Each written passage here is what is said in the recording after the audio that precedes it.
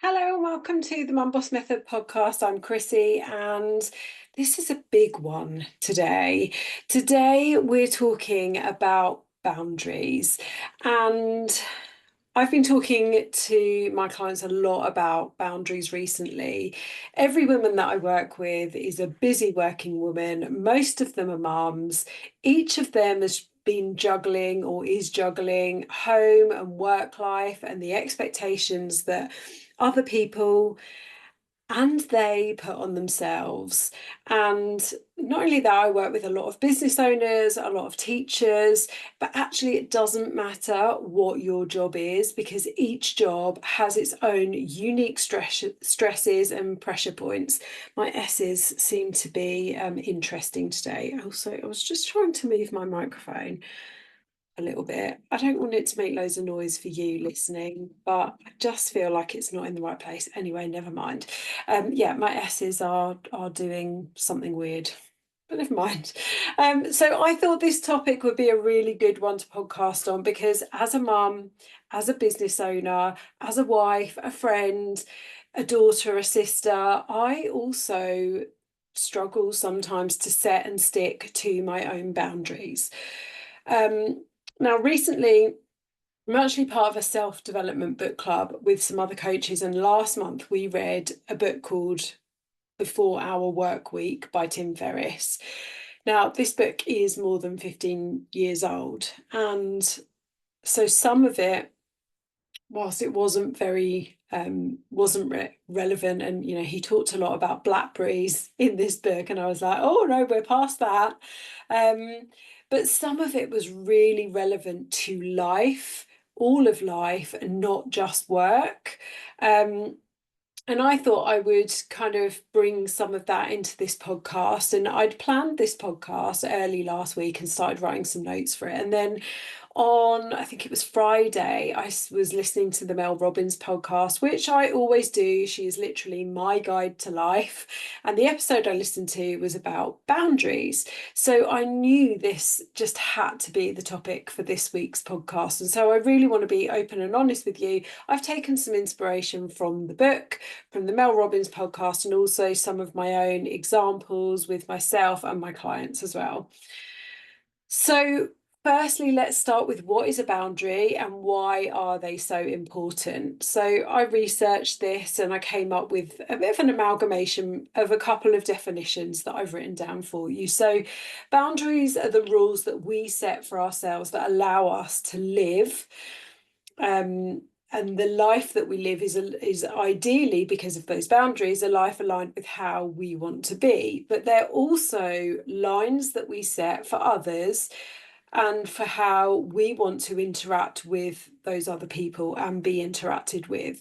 And those boundaries can be physical, they can be emotional, they can be time-based, and they can be implemented through all aspects of life, from work to relationships to self-care. Now, I personally think that boundaries are an integral part of self-care, and I specifically put self-care as the last word in, where we can implement those aspects of those boundaries. I specifically put self-care last because the boundaries we set for ourselves and for other people are what allow for us to take care of ourselves. And it's more than just getting our hair done. It's more than getting our nails done, although they're lovely. It's more than having a hot bath on a Sunday evening or a Sunday morning for me yesterday. It's really, truly taking care of ourselves, which is what self-care is. And it's about the decisions that we make each day, thousands of decisions each day, in order to take care of ourselves. Now, I obviously come from a nutrition and fitness standpoint here. Most of my clients come to me for weight loss or to help with fitness and unhelpful behaviours and attitudes towards diet and exercise. And one of the biggest angles I take with this is one of self-care. And that's because lots of women associate guilt or feeling selfish with self-care and setting boundaries. And they're really then finding them hard to uphold those boundaries or put them in place in the first place. And I kind of wanted to go a bit of a deeper dive into this term self-care, which is, like I say, it's something I talk about all the time in my content with my clients, because I believe boundaries and self-care are truly linked, but we are so bombarded on social media and in gyms and by the beauticians and by the influencers and the celebrities about how we should be doing self-care, right? We should be getting massages, or we should, be doing X type of exercise and taking these supplements and meditating and doing Pilates and reading and crafting and all of these things. But we also have so much pressure put on us to get our work done, to have a career, to keep the house a certain way, to make sure the washing is done, to bake cakes with the kids on weekends. Is it any wonder that you feel overwhelmed and massive amounts of guilt and selfishness for even considering trying to put your needs to, if not the top of the list, just further up the list? And I bring this up because when we talk about self-care, when we talk about boundaries, they are so individual to you and what you need that day, that hour, that minute, let alone looking long term. Let me give you an example.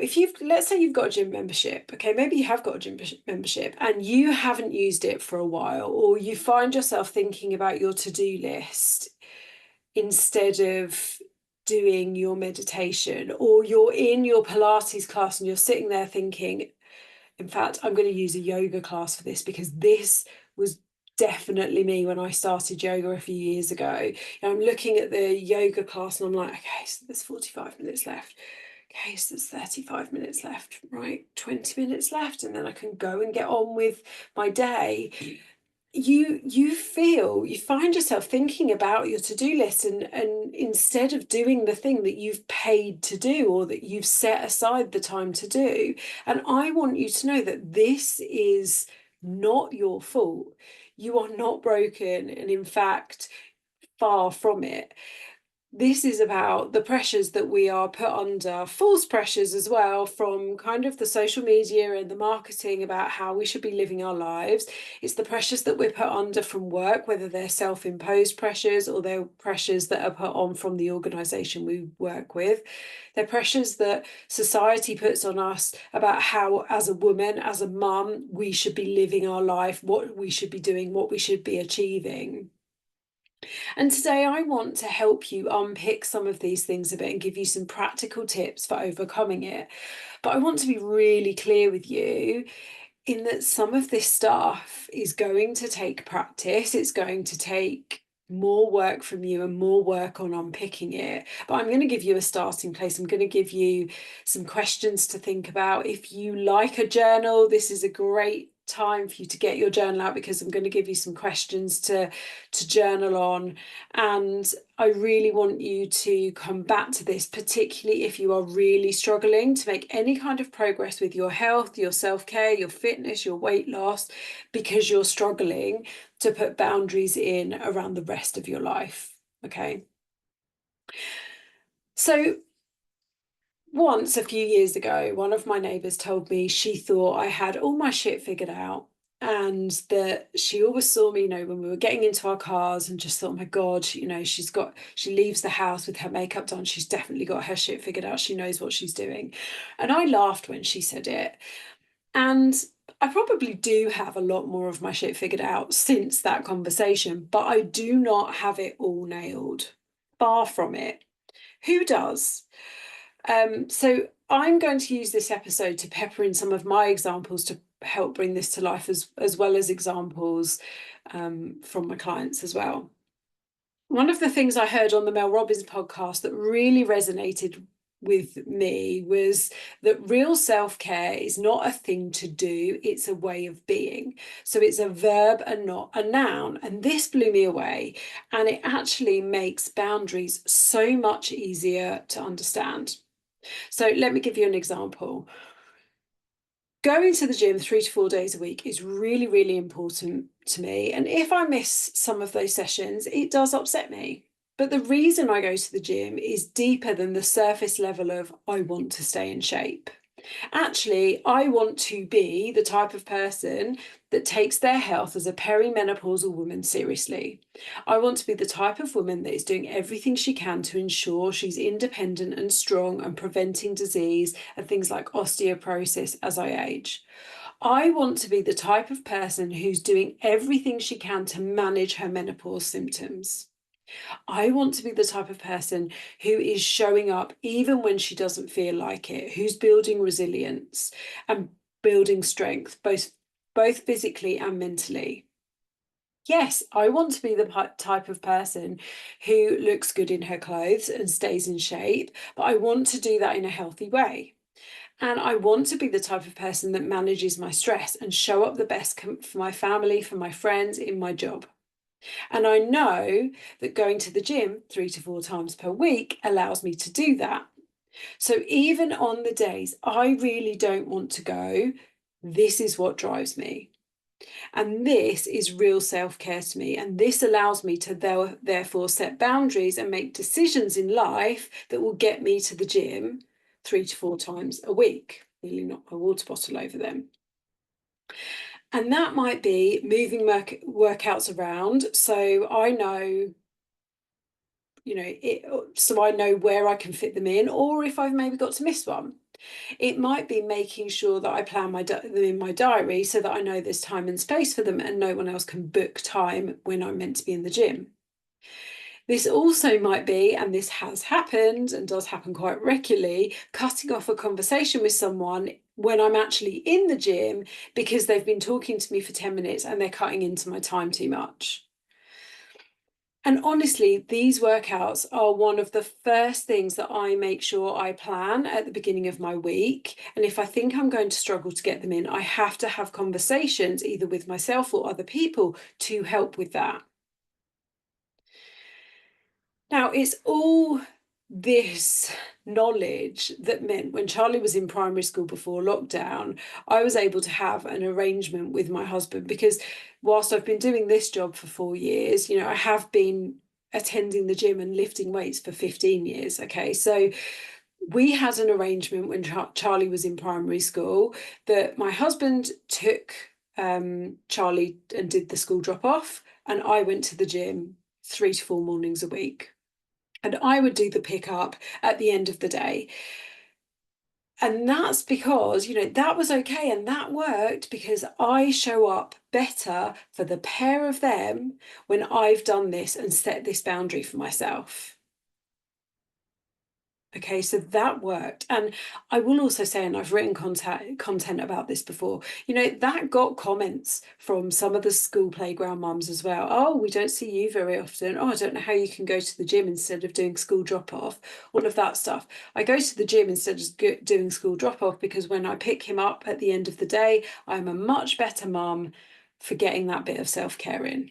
That was a no-brainer to me. And for a lot of them, it was really hard to understand. So do you also see that this act of self-care and the subsequent boundaries I've set around it have nothing to do with beating myself up or shaming myself into going? There's none of this, I should really go to the gym, shouldn't I? I've already made the decisions that lead to going and getting myself there. It's already a conscious decision. And if I can't go, in fact, example, last Thursday, I tore my hamstring in the gym and I subsequently couldn't train on Friday because I just didn't know, what was best for me to do. I wanted to get to a physio, and in order to make it to the physio appointment, which was a 2-hour round trip, I needed to make sure that I prioritized, right? There was no guilt and no shame or no bullying myself around that.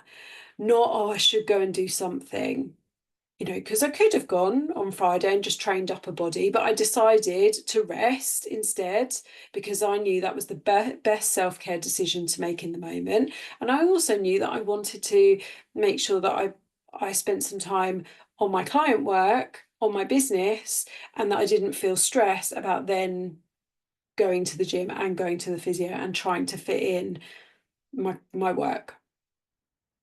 Now, when it comes to boundaries, we often think of them as being work related, and also quite often we think of them about as being just saying no to things. Now, many of them are work related and some of them might be about saying no, but really a boundary is just a decision. It's a pause. And as they said on Mel's podcast, it's a pause and an opportunity to respond, not react. And you can add this pause into any decision that you need to make. So, for example, it could be, do I order takeaway because I'm really tired and I can't be bothered to cook the nutritious meal I planned? Pause and consider what that decision means. Cost in terms of money, the nutrition, your goals, the rest of the week, the impact and the consequences. And again, another example from last week for me, like I said, I had the physio on Friday in the afternoon for my hamstring, and part of the treatment was acupuncture, which notoriously makes me sleepy. Tell me if that's you. Add to that, the physio had said to me to relax in a hot bath when I got home. So by the time 5 p.m. came around, I was so sleepy, I did not want to cook dinner. So I did the pause. I paused, I considered the options with all of the facts, knowing that we were going out for dinner the next day too. We decided to get a Turkish takeaway. I had a chicken shish with salad and a pitta. And in that moment, that was the best decision for me. But that won't always be my decision. Other parts of that decision were not getting chips and eating until I was 80% full. Boundaries let you form decisions. Decisions let you form boundaries. They're connected. So now I've set that little scene on boundaries and self-care and how it's all interconnected, and how a boundary really is just a decision. It's a pause and an opportunity to reflect and make a decision. I want to bring into this some practical advice and some questions that you can ask yourself. But first, you need to do some acknowledgement. You need to acknowledge that unless you're taking care of yourself, you can't take care of anyone else. And this message should not be a new one from me to you. You might be okay for a while, but really, if you aren't prioritizing your needs, you won't be showing up for anyone else. So here are some questions I want you to ask yourself. If you haven't got a pen and paper, you might want to go and get one now.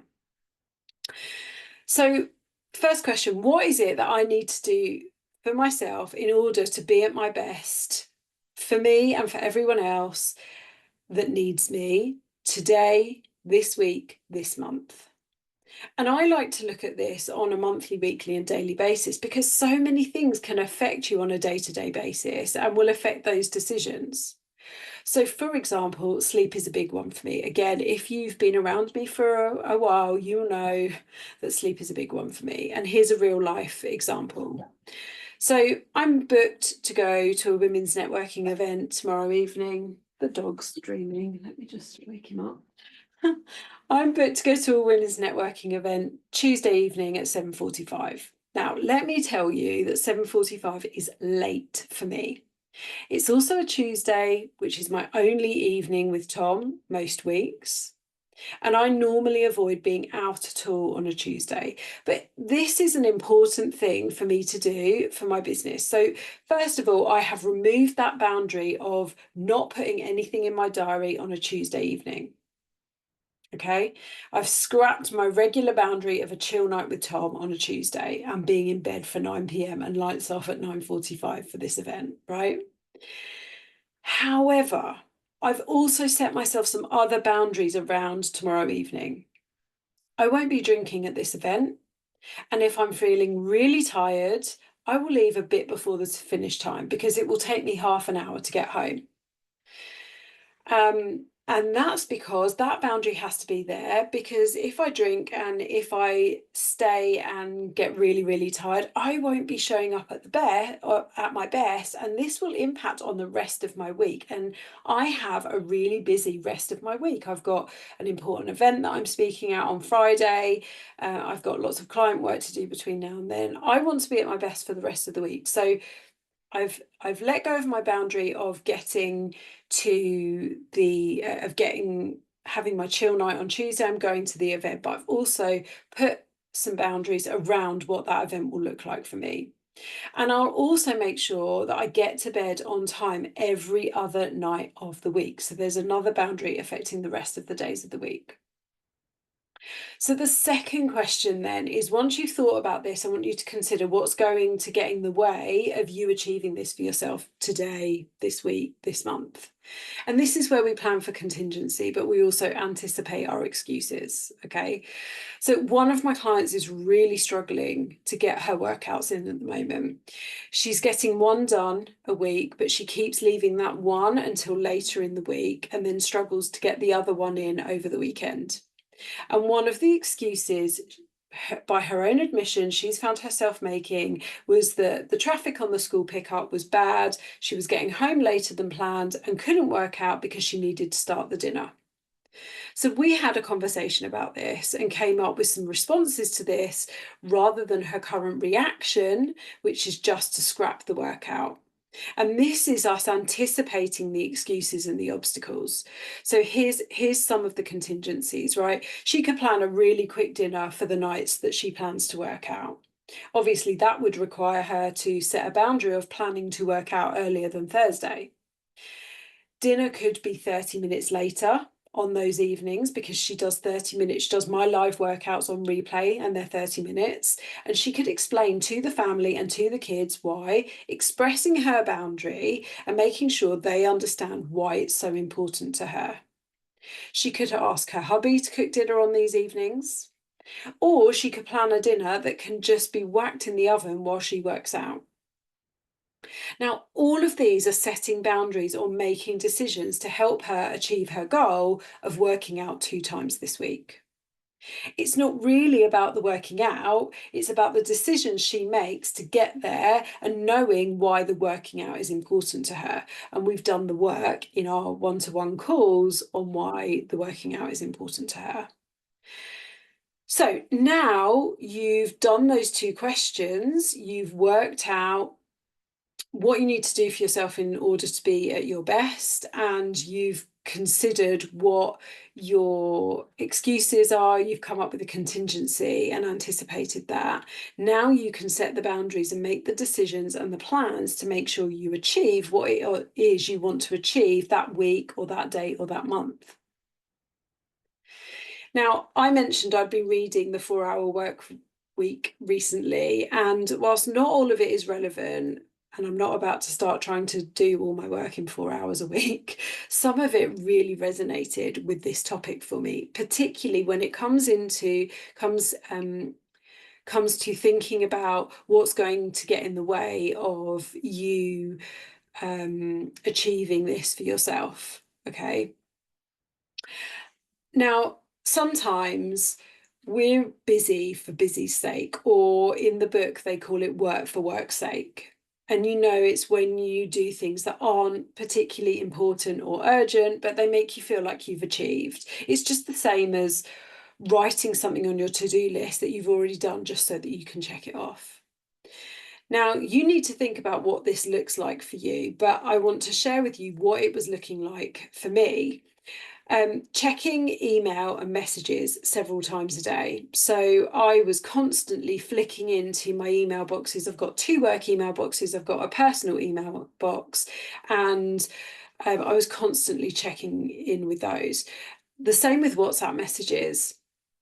I've got a personal WhatsApp and I've got a business WhatsApp, both of which I can see on my phone. I can also see them on my computer. And I was constantly checking those things during the day and snacking. I called it snacking on messages. Okay. I was spending time doing things I didn't need to do instead of the things that will grow my business and make a difference. Now, sometimes that was doing washing. Sometimes it was faffing around with doing something in my bedroom or reorganizing my office. Okay. Sometimes I was rushing to respond to clients within minutes of them messaging me, even though I'm in the middle of something else. And something that was really impacting the whole of my day was spending all of my time on my phone, even in the evening time, and taking no real rest and downtime and taking no quality time with my husband and my son. So I've done the following to help me with this. I now check my email once per day. Now, I had a conversation with one of my clients about this, and I recognize that a lot of my work does not come via email, but I still get a fair few emails every day. And it's probably quite different to working in a corporate environment where probably a lot of your work does come via email. But I check my email once a day. And in fact, the other day I was like, oh, forgot to check my email today. The same with my WhatsApp messages. So I check them more regularly than once a day, but I now have, I regularly now put my phone on Do Not Disturb. So while I was preparing for this podcast, I could see I had WhatsApp messages flicking up. I can see them there now on my personal phone, and my phone is on Do Not Disturb. I'm not going to pause this podcast to read them, or while I was prepping for it, the phone went on Do Not Disturb. So I specifically check my messages when I need to. And another thing to do with WhatsApp is I mute conversations. So I'm in some WhatsApp groups that have been going crazy today. I've muted those conversations for 8 hours. Some of them are on mute all of the time, and I check them specifically when I want to. I have specific times of the day that I check messages from clients, and I only do it when I have time to respond properly. I've put all of the apps that I use on a spare phone, which stays at my desk so that I can't be sitting downstairs during family time messaging and working instead of resting. So that goes for my business WhatsApp. The only things on my personal phone are my social media. My clients know that I will I will respond to them within 24 hours unless I'm away. So at the weekend, for example, I only check messages a guaranteed time of once. In reality, I normally check them twice, but the ladies know if they send me a message at 6 p.m. on a Sunday, they'll get a response on Monday morning. They won't get a response at 6 p.m. on a Sunday night. And I've turned off all notifications off of my phone, off of my laptop. I can't hear messages. I can't hear emails come in, even on my personal email. And I've got no little red numbers, on my email box. I can't see how many emails. I specifically have to go in to my email app to see how many emails I've got. And now I'm more focused and organized and strategic with my work, and I have more time to relax because I've set these boundaries for myself. And one of the things around email is I don't check my email first thing in the morning. I don't check my social media first thing in the morning. First thing in the morning, I do my journaling, I do my gratitude list, I check on my plans for the day, and then I'll check my messages, and then maybe I'll check my social media, but that's not where I start. I get myself sorted first of all. Now, like I said, you need to make this work for you. I want to give you another example. One of my clients, Louise, was really struggling with overwhelm and stress at work. She's a teacher, and she's on call first thing in the morning to deal with staff absences. And she woke up the other day and she had 6 messages to deal with, 6 absences to deal with. So her plan for that morning went completely pear-shaped, and she ended up stressed and not having prepped her food or herself for the day. And here's how this has helped her. Now, she's acknowledged it's her job to deal with those absences, but she's put a boundary in where she doesn't look at her phone until she's up, until she's dressed, until she's washed, and has at least had a drink, so that she's ready for the day and she then isn't rushing.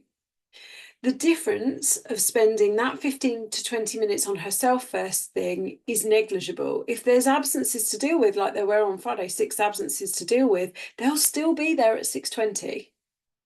But she's at least ready for her day and isn't then rushing and stressed to get herself ready to leave the house. Now, we also discussed how she could break down her overwhelm and the tasks to help herself cope. And I shared my example of washing with her, and this is how I've used boundaries to change my mindset around washing. So at the time of messaging her this and helping her, I was looking out into my landing and there was a huge pile of washing and it was overwhelming me. Okay. Now we don't have a tumble dryer. The weather's been rubbish, so hanging it out wasn't an option. The simple fact of the situation was that I couldn't get all of that washing done in one day, but I could get 2 loads of washing done and hang them on the heated area and they would be dry for the evening. And then probably I could have got 2 more done the next day. Now, one of the things that one of the boundaries I tend to have is that I won't do things like washing or washing up during the day when I'm working. But on this occasion, I timed the washing to be finished. The first one when I was making my lunch, and the second one when I was coming back from my afternoon dog walk. So I didn't feel like I was kind of shifting that boundary I normally have, okay, for myself. But I also needed to accept on that day that washing will always exist and it will never be done. And it's cyclical, which I think is just like a to-do list. You won't ever get to the bottom of your to-do list. So just set yourself a target for that day. And this really helped Louise to see what she could and couldn't control about the situation and the overwhelm and everything that was going on for her.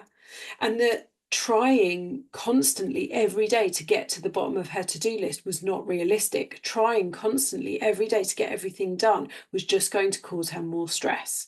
So break it down and put some boundaries in place for you.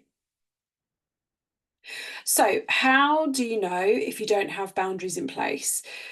Well, you're probably irritable and angry, and much of that might be at yourself. So I'm going to give you another example from me here. So there's a boundary where I've always given in, okay?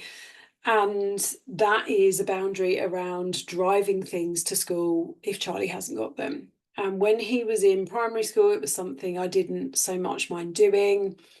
And I knew that going into secondary school through year 7, that would be something he'd really need to get used to. And he forgot things quite often in year 7, and we'd get a few phone calls, can you bring this in, can you bring that in? And we really worked in year 8 to be like, you need to get yourself ready for the next day. Your bag needs to be ready. This is your responsibility. If I was working in a corporate company 45 minutes down the road, I couldn't bring you your things. So we've really worked hard on that. And on Friday, he messaged both me and my husband to say, I've forgotten some of my PE kit, can you bring it in? Now, that immediately put me into guilt, stress, and anxiety, because obviously I want to be able to make sure that he has his full PE kit. But I had a client call and there was no way I was going to be able to make it to the school and back again and be on time for my client call. So despite the fact that I really, really wanted to make sure that he had everything he needed, I could not take him the rest of his PE kit. Now, that boundary has loosely been there for the last 2.5 years. And I've pretty much always given in, despite wanting to try and teach him that responsibility. So how can I be angry at him for asking me? Because he will ask me. He will ask me if we can bring it in. The same with his jobs at home. I don't enforce them 100% of the time. A couple of times last week, I found myself doing his jobs. That leads me to being stressed and cross and grumpy. But actually, I need to flip these.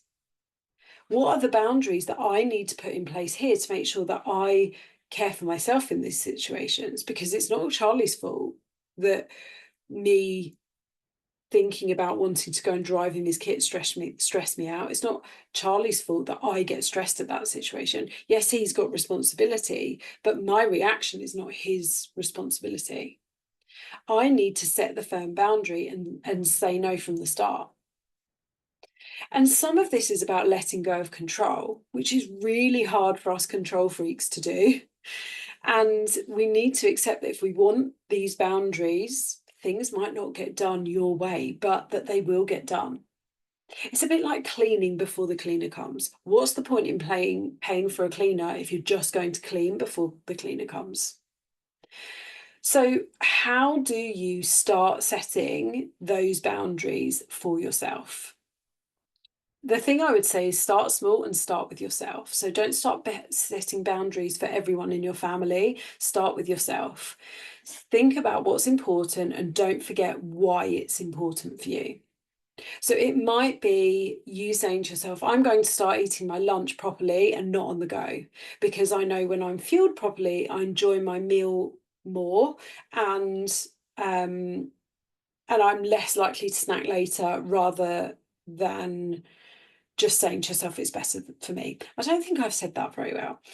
I'm going to start eating my lunch properly and not on the go, because I know when I sit down and eat it properly, I enjoy the food more. I know when I'm fueled properly, I'm less likely to snack later, rather than telling yourself, well, it's just better for me to sit and eat my lunch properly rather than being on the go. We all know it's better for us, but why is it better for you specifically? Or you could say, I'm going to make sure that one day a week I'm home on time so that I can eat dinner with my family and spend quality time with them and have a conversation with them, because that's important to us as a family. You could say, I'm only going to snooze once tomorrow morning and not 3 times, because I know that when I get out of bed on time, I'm less rushed and I start my day off calmer and less stressed.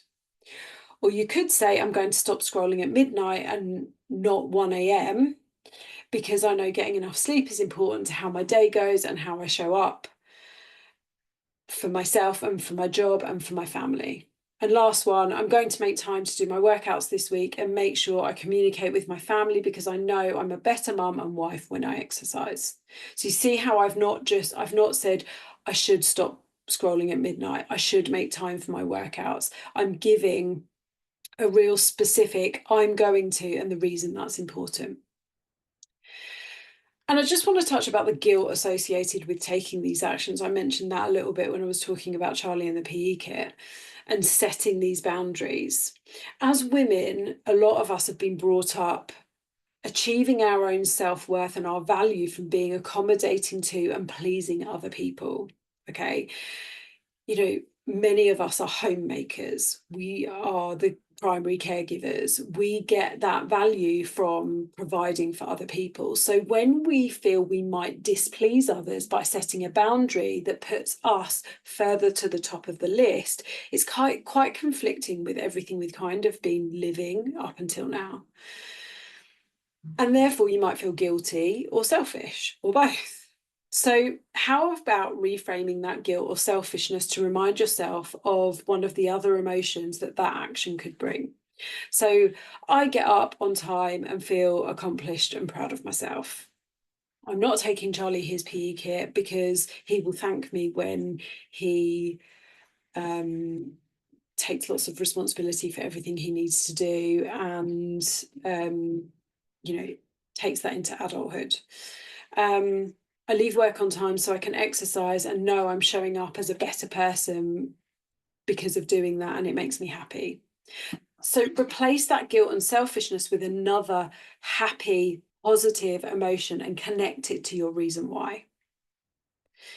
Now, the last thing I want to just give, the last example I want to give you is thinking about the stories that you're telling yourself. And I'm going to do a whole podcast on stories that we tell ourselves at another time. But I just want to give you a quick example of my client, Stacey, who recently took on another role. She's been working crazy hours. I think the first week she took on the role, it was something like 85 hours. And she was putting in all of those hours and really not spending very much time with her son or in the home, because she was telling herself a story that she wouldn't be as effective, she wouldn't be doing a good job, she wouldn't be supporting people if she didn't put in those hours. And one of the things that I asked her is that true? Does more hours mean you are supporting people better? And actually, she said no, because she was exhausted that week. And so by the time she's getting to the 85th hour, she really is squeezing the last few drops of herself that she had. And what she realized is that by setting some firmer boundaries around when she would stop work means that the work she is doing is more effective and efficient. And coming back to, me talking about how I've been I've set this boundary around checking emails and messages. I find that I am so much more efficient and so much more effective when I am really focused on what I'm doing. Like I said, I've been preparing for this podcast, and I could see messages flashing up on my phone, and my head was in this, and I just ignored the messages and just carried on writing my notes, meaning I'm more effective and efficient. Because if I'd got interrupted and got dragged down the path of one of these conversations, it would have taken me twice as long to write the notes for this, and then I probably would have been late recording it. And I'm already quite late recording it because it's quite a chunky one and I wanted to give it the time it deserves. But you could, by setting those boundaries, you can be much more effective and efficient in the things that you're doing, whether it's work, whether it's home, whatever it is. Now, I tell you all of this, and I'm not saying it's easy. It isn't, and it takes practice. But I want you to reflect on where you think you need to set some more boundaries and ask yourself some questions, okay? And I want you to think about where you're setting yourself up to fail. So these are your questions. Where am I setting myself up to fail? What's the impact of this? How could I show up differently for myself and those around me? What would the impact of this be? And which is the more sustainable action? So take some time to really think about those and answer them for yourself. Oh, that was a big episode. I really hope that this has been helpful for you. This is the kind of stuff that I do with my one-to-one clients, really helping them to understand the obstacles that are getting in the way of their health, their fitness, their weight loss, and their life. You might be listening to this thinking, this is great, Chrissy, but I kind of get the self-care aspect to this, but I don't really get what this has got to do with weight loss. Well, the thing is that the habits that I teach my clients and the tools and techniques that they use all require them to set boundaries and make time for themselves, not hours and hours a day, but make some time for themselves and to push themselves further up the priority list. And in order to do that, boundaries need to be set. So this is the type of work that I do in my one-to-one coaching program. If you have been listening to this and you think, oh my gosh, I need help with this is exactly what is getting in my way, then check the link in the show notes, and there is an application form there. I would love to have a chat with you and see if I'm the right person to help you to reach your goals. If you've enjoyed this episode, it will cost you nothing and take you seconds just to go into whatever you're listening to it on, give it a little review. I suggest 5 stars, and sorry, a little rating. I suggest 5 stars. And if you want, you could also write me a little review and share it with someone you think would find it useful. Thanks so much. Have an awesome week. Bye.